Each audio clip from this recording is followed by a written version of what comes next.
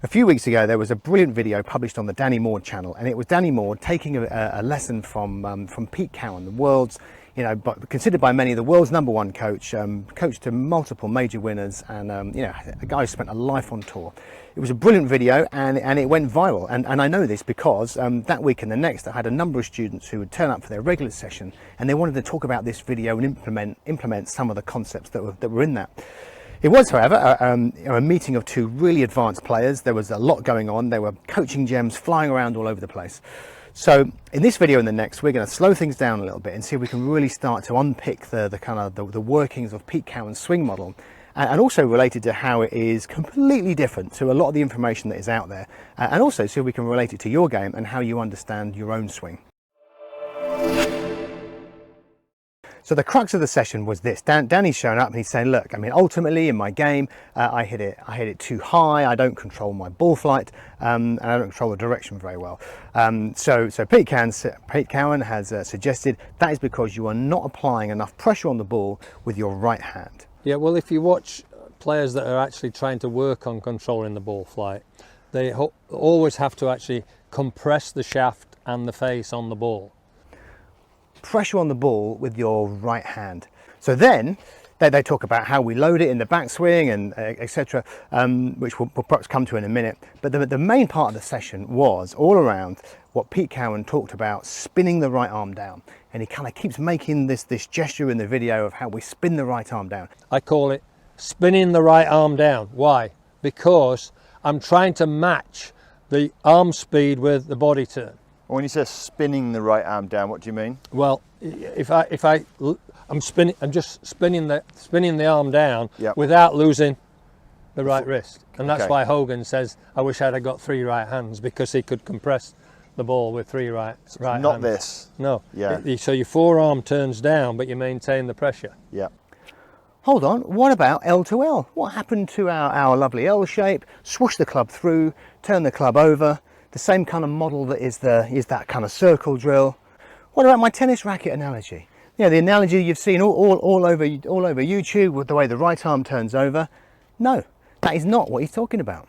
He is talking about applying the pressure with the right arm turning down and then really kind of driving through the shot. Absolutely not rotating the arm over. All around Pete's model of applying that downwards and forwards pressure onto the ball using your right side, and in particular your right forearm.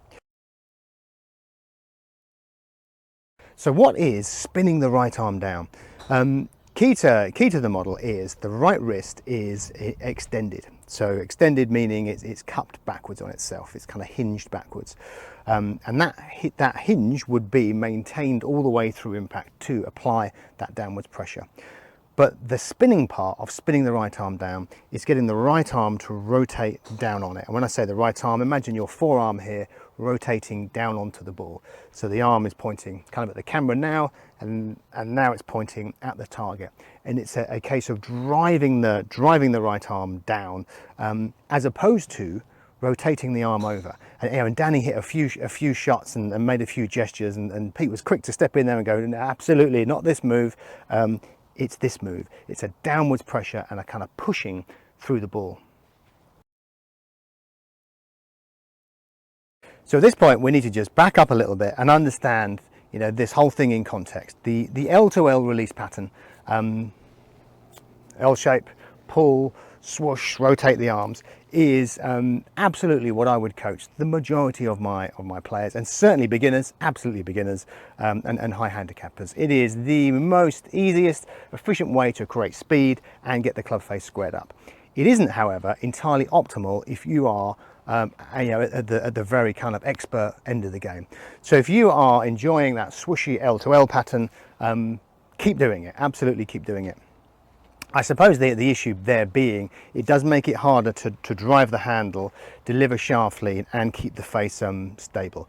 It also necessitates that we swing quite a bit from the inside to make it work.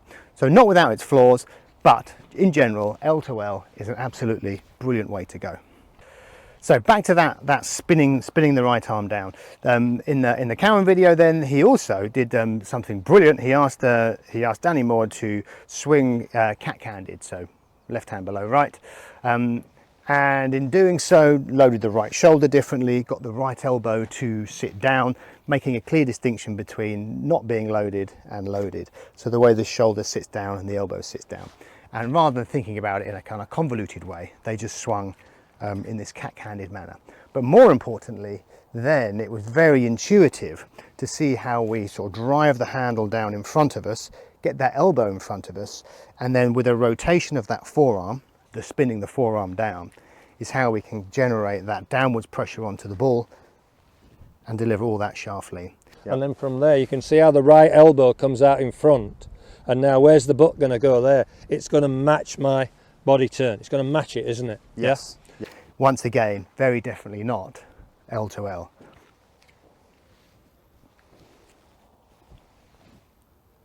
So if this is something that you want to kind of give it a try and take into your game, I would suggest first of all getting really familiar with that pattern that is driving the whole movement, and that is to have first of all have the right elbow down and not out, and then have the right wrist back on itself, and just practice turning that right wrist down onto the ball in a way that would have, I say the wrist, it is the wrist, but it's also the forearm.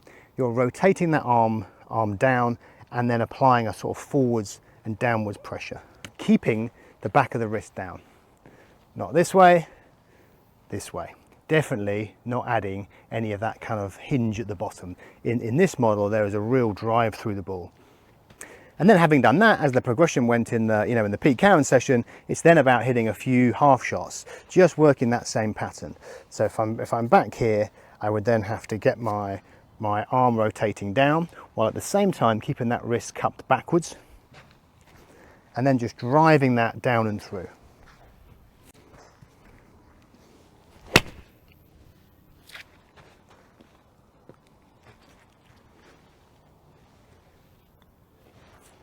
And that looks like this from face on. You can see inherently there's lots of shaft lean. The arms are able to get in front of my body and drive in this manner. In a way that, you know, kind of swooshing the club is never going to do.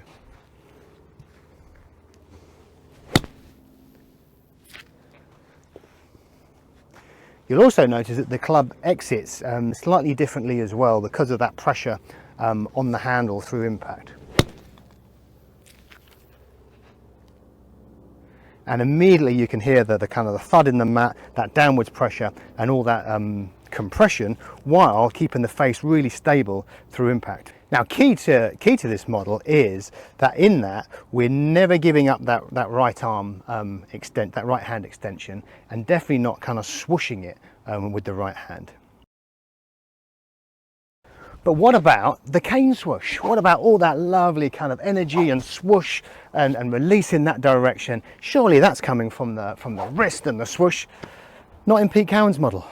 So in the Pete Cowen model then, it isn't about swoosh and drive the left side and rotate and swoosh. It's all about, everything is being driven through the intention to deliver the right side of the body, and in particular that right forearm and wrist. So the handle is very much being driven through the ball, and we're controlling the face. There is no swoosh and release in that manner. But where does that leave us? Well, you know, if you're a player who already hits it very low, this is not for you. If you are a player just getting started, definitely not for you. In fact, probably I would say for most golfers, best to stick to L to L circle drill kind of release pattern. You will generate speed, you'll get height and all the things we want. As one gets better at the game and we start to try and tease out things like face stability and compression, and you have enough speed, by the way. If you haven't got enough speed and you're driving through and creating compression, the ball's just not going to get airborne. So we do need enough speed. So at the more advanced end of the game, the rules of club delivery are different, and this model I think works superbly well. For most people, however, the L to L, you know, releasing the wrists and swooshing it, the cane swoosh, this kind of circle drill that I use a lot, is absolutely relevant. But you know, there's no harm in giving these things a try. Get yourself some range balls, do the right arm drill, hit those half shots, and see if you can really recognize that feeling of pressure down onto the ball. Now for me, the best part of this whole kind of Pete Cowen concept was how the the intention to get that right arm applying pressure onto the ball acts as the driver to inform how the body moves through the ball and how it rotates and how the two kind of work together in harmony. And for that's all going to be covered in the next video down here. Until then though, thanks for watching. See you again. Good luck. Play well.